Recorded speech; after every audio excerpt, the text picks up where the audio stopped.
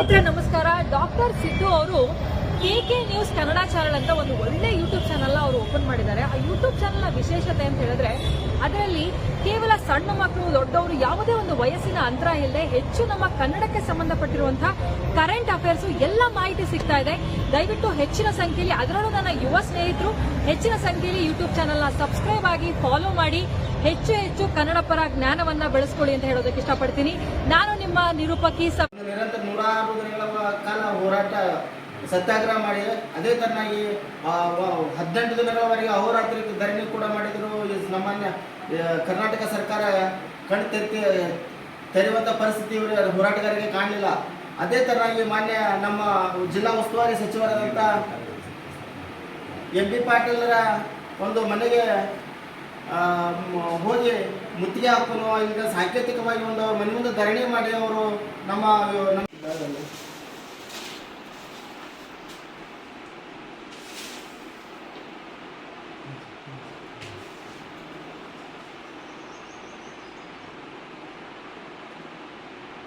Centre में छोड़ poster बोलो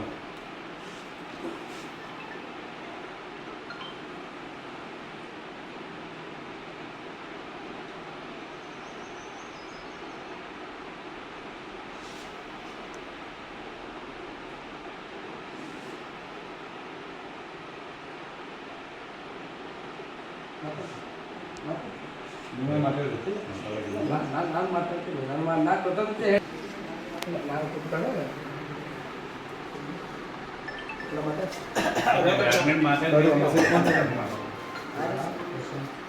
ವಿಷಯ ಪ್ರಸ್ತಾಪ ಯಾವುದು ಹೇಳ ಪ್ರಶ್ನೆ ಸರ್. ಹಾಂ ಹೇಳ ಪ್ರಶ್ನೆ ಸರ್. ಇಲ್ಲಿ ಆಗಾಗಿದೆ. ಹಾಂ ಬಂದೆ ಅದಾರಿ ಸರ್.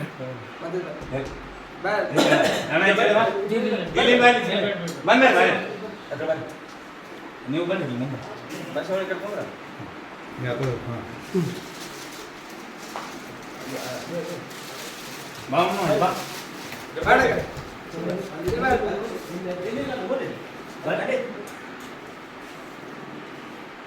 ಮೊನ್ನೆ ತಾನೇ ಸುಮಾರು ಹೋದ 14 ರಿಲೀಸ್ ಆಗ್ಯಾರ. ಮೊನ್ನೆ ಅಂದರೆ ಹೋದ ತಿಂಗಳ ಒಂದು ಸುಮಾರು 106 ದಿನಗಳವಾಗಿ ನಿರಂತರ ಇಡೀ ಬಿಜಾಪುರ ಜಿಲ್ಲೆನೇ ಒಂದು ಐತಿಹಾಸಿಕ ಹೋರಾಟ ಅಂತ ಹೇಳ್ಬೋದು ನಾವು.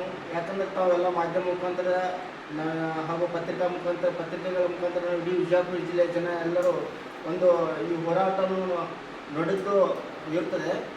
ಈ ಒಂದು ಇಂಥ ಐತಿಹಾಸಿಕ ಹೋರಾಟದಲ್ಲಿ ಸುಮಾರು ನಮ್ಮ ಹಿರಿಯ ಹೋರಾಟಗಾರರು, ನಮ್ಮ ರೈತ ಸಂಘದ ಹಾಗೂ ಕರ್ನಾಟಕ ರಕ್ಷಣಾ ವೇದಿಕೆ, ದಲಿತ ಸಂಘರ್ಷ ಸಮಿತಿಯ ಹಲವಾರು ಸಂಘಟನೆಗಳು ಒಕ್ಕೂಟ ಎಲ್ಲ ಸಂಘಟನೆಗಳು ಈ ಹೋರಾಟದಲ್ಲಿ ಭಾಗಿಯಾಗಿ ಸುಮಾರು 106 ದಿನಗಳ ಕಾಲ ನಿರಂತರ ಒಂದು ಜಿಲ್ಲಾಧಿಕಾರಿಗಳ ಕಚೇರಿ ಹತ್ತಿರ, ಅಂಬೇಡ್ಕರ್ ಸರ್ಕಲ್ ಹತ್ತಿರ ಬಿಜಾಪುರದಲ್ಲಿ ಒಂದು ನಿರಂತರ 106 ದಿನಗಳ ಕಾಲ ಹೋರಾಟ ಸತ್ಯಾಗ್ರಹ ಮಾಡಿದೆ. ಅದೇ ತರನಾಗಿ 18 ದಿನಗಳವರೆಗೆ ಅಹೋರಾತ್ರಿ ಧರಣಿ ಕೂಡ ಮಾಡಿದರು.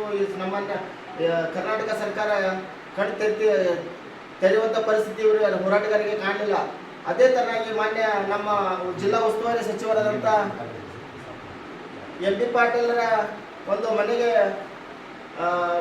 ಹೋಗಿ ಮುತ್ತಿಗೆ ಹಾಕೋನು ಈಗ ಸಾಂಕೇತಿಕವಾಗಿ ಒಂದು ಮನೆ ಮುಂದೆ ಧರಣಿ ಮಾಡಿ ಅವರು ನಮಗೆ PPP ಅನ್ನು ಕೈಬಿಟ್ಟು ನಮಗೆ ಸರ್ಕಾರಿ ವೈದ್ಯಕೀಯ ಕಾಲೇಜು ಕೊಡುವ ಒಂದು ಸೂಚನೆ ಕೊಡ್ತಾರೋ ಇಲ್ಲೋ ಅಂತ ನೋಡುವಂಥ ಒಂದು ಸಂದರ್ಭ ಎಲ್ಲ ಹೋರಾಟಗಾರರು ವಿಚಾರ ಮಾಡಿ ಒಂದು 1ನೇ ತಾರೀಕು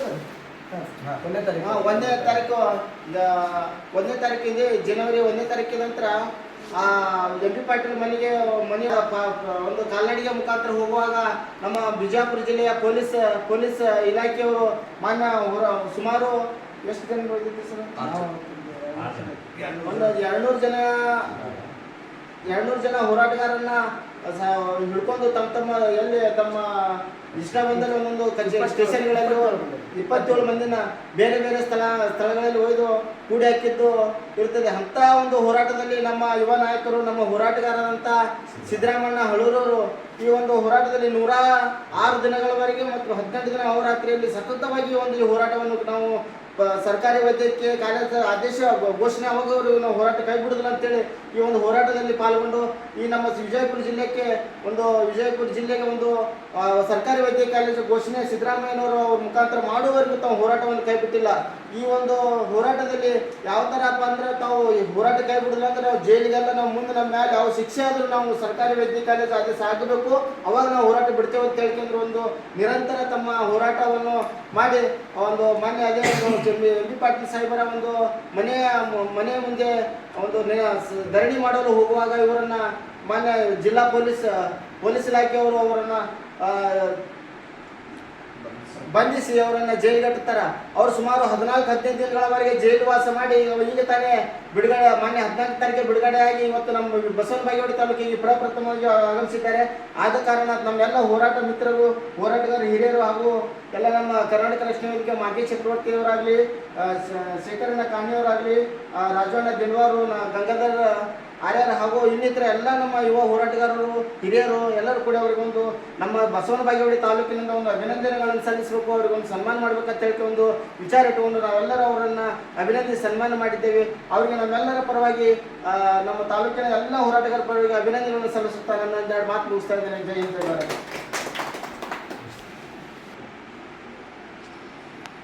ಬಸವೇಶ್ವರ ಜನ್ಮಸ್ಥಳವಾದ ಬಸವನ ಬಾಗೇವಾಡಿ ನನಗೆ ನಾನು ಬೆಳೆದ ಈ ಕ್ಷೇತ್ರ ಬಸವಣ್ಣನ ಪಾದಗಳಲ್ಲಿ ಅನಂತ ನಮಸ್ಕಾರಗಳನ್ನು ಸಲ್ಲಿಸುತ್ತಾ ಈ ಒಂದು ಬಾಗೇವಾಡಿಯ ಎಲ್ಲ ನನ್ನ ಆತ್ಮೀಯ ಹಲವಾರು ಸಂಘಟನೆಗಳ ಮುಖಂಡರು, ಆತ್ಮೀಯ ಸಹೋದರನಾದ ಮಾಂತೇಶ್ ಚಕ್ರವರ್ತಿ, ಶೇಖರಣ್ಣರು, ರಾಜು ದಿನವಾರ್ ಅವರು, ಗಂಗಾಧರ್ ಅವರು ಸೇರಿದಂಥ ಅನೇಕ ನನ್ನ ಯುವ ಮಿತ್ರರು ನನಗೆ ಸುಮಾರು ಬಾರಿ ಫೋನ್ ಮಾಡಿ ಇಲ್ಲ ನೀವು ಬಾಗೇವಾಡಿಗೆ ಬರಬೇಕಂತ ವಿನಂತಿ ಮಾಡಿದರು. ನಿಮ್ಮ ಆಶೀರ್ವಾದ ಇರುವವರೆಗೂ ನಮ್ಮ ಹೋರಾಟ ನಿರಂತರವಾಗಿರ್ತದಂಥ ಆಶ್ವಾಸನೆ ನಾನು ಆವಾಗಲೇ ಹೇಳಿದ್ದೆ. ಈ ಒಂದು ಸರ್ಕಾರಿ ಆಸ್ಪತ್ರೆಯ ವೈದ್ಯಕೀಯ ಕಾಲೇಜ ಹೋರಾಟ ವಿಷಯದಲ್ಲಿ ಸಂಪೂರ್ಣ ಸರ್ಕಾರಿ ವೈದ್ಯಕೀಯ ಕಾಲೇಜನ್ನು ಸ್ಥಾಪನೆ ಮಾಡಬೇಕು ವಿಜಯಪುರಕ್ಕೆ. ಅದರ ಜೊತೆಗೆ ಸರ್ಕಾರಿ ಆಸ್ಪತ್ರೆಗಳನ್ನು ಖಾಸಗಿಯವರ ಕೈಗೆ ಕೊಡೋದನ್ನು ಬಿಡಬೇಕಂತೇಳಿ ನಮ್ಮ ಹೋರಾಟದ ಮುಖ್ಯ ಉದ್ದೇಶ ಆಗಿತ್ತು. ಇವತ್ತು ಅಧಿಕಾರದ ದಾಹ, ಹಣದ ದಾಹ ಮತ್ತು ಸ್ವಾರ್ಥತೆ ನಮ್ಮನ್ನು 106 ದಿನಗಳವರೆಗೆ ಹೋರಾಟ ನಡೆಸಲಿಕ್ಕೆ ಅವಕಾಶ ಮಾಡಿಕೊಡ್ತು ಸರ್ಕಾರ ಅವರ ಜನಪ್ರತಿನಿಧಿಗಳ ಮಾತಿಗೆ ಮಣಿದು ಹೋರಾಟಗಾರರಿಗೆ ಕಿಂಚತ್ತು ಬೆಲೆ ಇಲ್ಲದಂತೆ ಮಾಡಿತ್ತು. ನಮ್ಮ ಹೋರಾಟಗಾರರು ನಿಮ್ಮೆಲ್ಲರ ಸಹಕಾರದಿಂದ, ಪ್ರತ್ಯಕ್ಷ ಹಾಗೂ ಪರೋಕ್ಷ ಬೆಂಬಲದಿಂದ ಎಲ್ಲ ಸಂಘಟನೆಯವರು ಕೂಡ ನಮ್ಮೆಲ್ಲರಿಗೆ ಬೆನ್ನೆಲುಬಾಗಿ ನಿಂತು ಹೋರಾಟ ಯಶಸ್ವಿಯಾಗುವವರೆಗೂ ಮತ್ತು ಹೋರಾಟ ಯಶಸ್ವಿಯಾಗಿ ನಾವು ಜೈಲಿಗೆ ಹೋಗಿ ಬಂದು ಇವತ್ತಿನವರೆಗೂ ಕೂಡ ಇಷ್ಟು ಅಭಿಮಾನದಿಂದ ಏನು ನಮ್ಮನ್ನು ಬೆಂಬಲಿಸ್ತೀರಿ, ಇಂಥ ಒಂದು ಸಾಮಾಜಿಕ ಹೋರಾಟಗಳಲ್ಲಿ ತಮ್ಮ ಜೊತೆಗೆ ನಾವು ಸದಾ ಸಿದ್ಧರಿರ್ತೀವಿ. ಆಮೇಲೆ ನಿಮ್ಮೆಲ್ಲರ ಮತ್ತು ಜಿಲ್ಲೆಯ ಎಲ್ಲ ಜನರ ಒಂದು ಆಶೀರ್ವಾದ ನಮ್ಮ ಮೇಲೆ ಹೀಗೆ ಇರಲಿ. ಸಾರ್ವಜನಿಕರಿಗೆ ಅನ್ಯಾಯ ಆದರೂ ಸಹಿಸಿಕೊಳ್ಳುವುದಕ್ಕೆ ನಾವು ಯಾವುದೇ ರೀತಿ ಬಿಡುವುದಿಲ್ಲ ಅಂತ ಹೇಳ್ತಾ, ಅಧಿಕಾರ ಎಲ್ಲಿವರೆಗೆ ಇರ್ತದೋ ಹೋಗ್ತದೋ ಗೊತ್ತಿಲ್ಲ, ಈ ಆತ್ಮೀಯತೆ ಅನ್ನೋದು ಏನಿರ್ತದಲ್ಲ ಅದು ಇವತ್ತು ಬಸವನ ಬಾಗೇವಾಡಿಯ ಎಲ್ಲ ನನ್ನ ಸಂಘಟನೆಯ ಯುವ ಮಿತ್ರರು, ಕರ್ನಾಟಕ ರಕ್ಷಣಾ ವೇದಿಕೆ ಆಗಿರಬಹುದು, ದಲಿತ ಪರ ಸಂಘಟನೆಗಳಾಗಿರಬಹುದು, ಸಾಮಾಜಿಕ ಹೋರಾಟಗಾರರಾಗಿರ್ಬೋದು, ನನ್ನ ಅತಿ ಮುಖ್ಯ ಪತ್ರಿಕಾ ಮಾಧ್ಯಮ ಮತ್ತು ಎಲ್ಲ ಮಾಧ್ಯಮದವರಾಗಿರಬಹುದು, ಈ ಒಂದು ನನ್ನನ್ನು ಸನ್ಮಾನಿಸಿ ಇಲ್ಲಿ ಕರೆಸಿ ಅಭಿನಂದಿಸಿಗಾಗಿ ತಮ್ಮೆಲ್ಲರಿಗೂ ಅನಂತ ನನ್ನ ನಮಸ್ಕಾರಗಳನ್ನು ತಿಳಿಸುತ್ತಾ, ಸದಾ ನಮ್ಮೊಂದಿಗೆ ನೀವು, ನಿಮ್ಮೊಂದಿಗೆ ನಾವು ಇದ್ದೇ ಇರ್ತೀವಿ ಅಂತ ಹೇಳ್ತಾ ನನ್ನ 2 ಮಾತನ್ನು ಮುಗಿಸ್ತೇನೆ. ಜೈ ಹಿಂದ್, ಜೈ ಕರ್ನಾಟಕ.